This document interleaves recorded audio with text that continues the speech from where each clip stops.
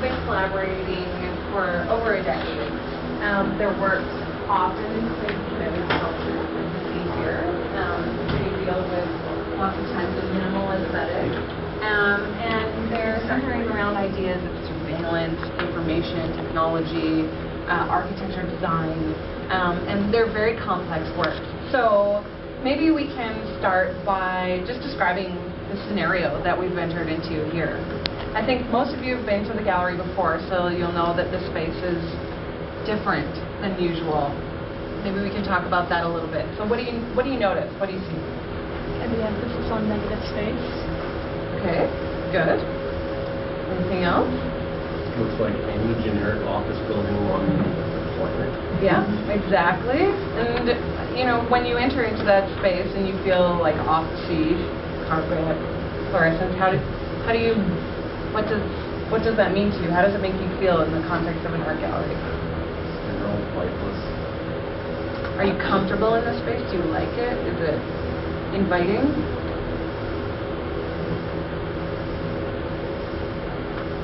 So what else do you see in this space? There's not a lot of subtlety in some of these works. So what are you seeing? What do they say to you? What's this?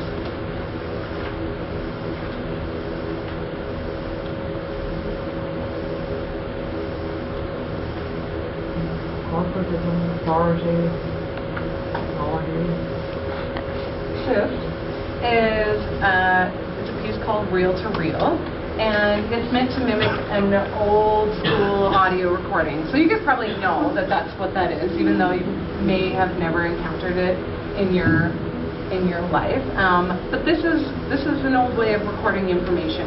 So this piece plays an audio loop, which you'll see at the desk over here, and it's an erased portion of Ronald Reagan's. Sorry? Richard Nixon. Richard Nixon. Sorry. It's an erased. It's a portion of an erased recording. So can you think of any reason why you might focus on that particular erased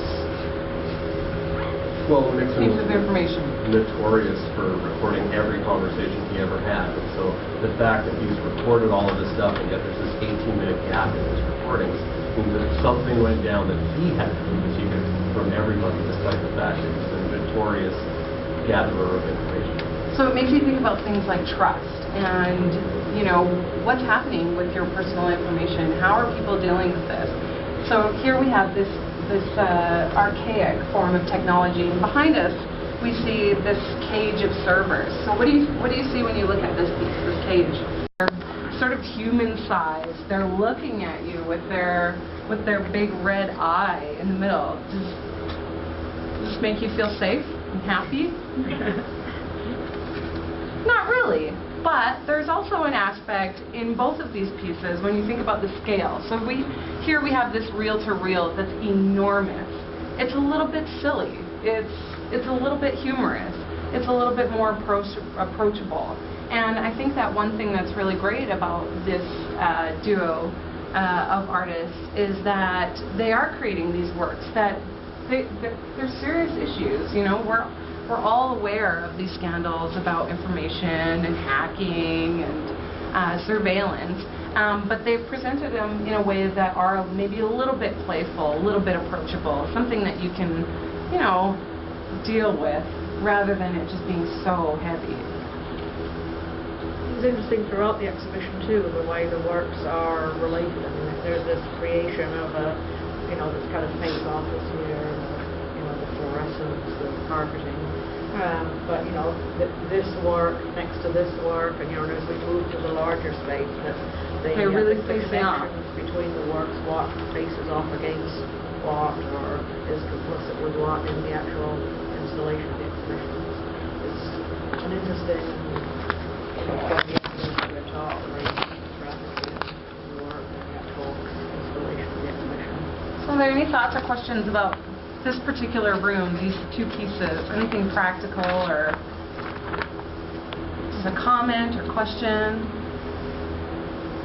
What are you cautious about? You put on Facebook from now on? I promise we'll go to the next room if I hear one comment or question. I'm curious how long it took to prepare the gallery space. We get 2 weeks. So the SAAG, we do only temporary exhibitions.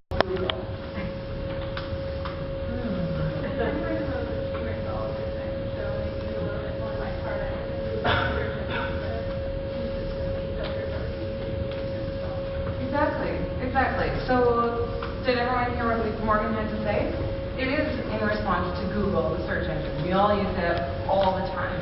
They present themselves in this very friendly way. Google's image and branding is very friendly. It's meant to make you feel at ease. It's meant to make you feel like, you're in control here. You have the access to all of this information. And yet everything you do is being recorded and watched through the things that you search online. And I think for that reason, this is kind of a special piece in this exhibition. Thoughts or questions? Does anyone like it or dislike it? Do you think it's effective? That I like about this piece. So you're doubly removed from the information that might have been stored in those original documents in this piece, and that's something that I quite like about it.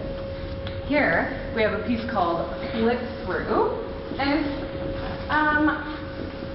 it's a process-based piece where the artists have created a display, just like a poster display that you might be familiar with, and they've created a black square here, and done a photocopy of that black square, and then a photocopy of the photocopy, and then a photocopy of the photocopy of the photocopy, and then a photocopy of the photocopy of the photocopy of the photocopy, and so on and so forth until you have this complete erasure of the original information, which was a black square, as you go through the piece. So it's almost like a cover-up, and it's almost like a cover-up of a cover-up. The black square would be covering something, and then you've erased that cover-up, but you haven't revealed any more information. And so, can anyone think about, or do you like the relationship of this piece to that piece? One thing that, and I don't know that it was intended, but something that I talked about the artist with was its placement right here in the gallery space. So you come into this office space, it's a bit ominous, a bit foreboding, and then you come around into this space where you're being watched, and you can see that you have another leg of your exhibition to go. And throughout planning for this exhibition, we're looking at maps of this, like an industrial type of printer that spits its paper out and sucks it back in over time. And so it goes on a motion sensor, but like on a 5-minute delay. And so as we encounter a new space, it will eventually suck the paper back into the piece. And then, so that piece, that painting, is in relation to this, but this one here as well gives you another relationship between this painting and this piece here. So over here, we have a piece called Smart Cube, and you'll have to forgive me because it's not currently working properly. Unfortunately, the motion sensors, which are these, have continually been molested by our visitors. They look like buttons, so people have been pushing them in. But what you would normally encounter with this piece is that it would be transparent until you use myself or anyone else here as a resource when you're trying to figure out what you're seeing or what you're dealing with when you come into the art gallery. So I do invite you to come back and definitely ask for me, Christina, if you do have questions or thoughts you just want to talk about it some more. That's very kind. Can I just have one parting? Yeah. Just quickly. The gallery obviously, puts its schedule together, very thoughtfully. And, often I find when I come here that one exhibition is an interesting context for the other, or, it seems never totally random by chance. These two particular shows just happen to be here at the same time. Obviously there are, various kind of factors, work available, like a traveling show or something, but, is there anything you would say about the coincidence of these two shows running concurrently? Yeah, and I think maybe one of the strongest overlaps between these two pieces is that in their own different ways dealing with a history of modernism. They approach it in very different ways, but they are still both addressing some of those issues that come up with modernism in art. Were there other parallels or coincidences that you wanted to bring to light? Yeah, no, I was thinking, they're two very seemingly different shows. One seems a little, kind of very specifically looking at issues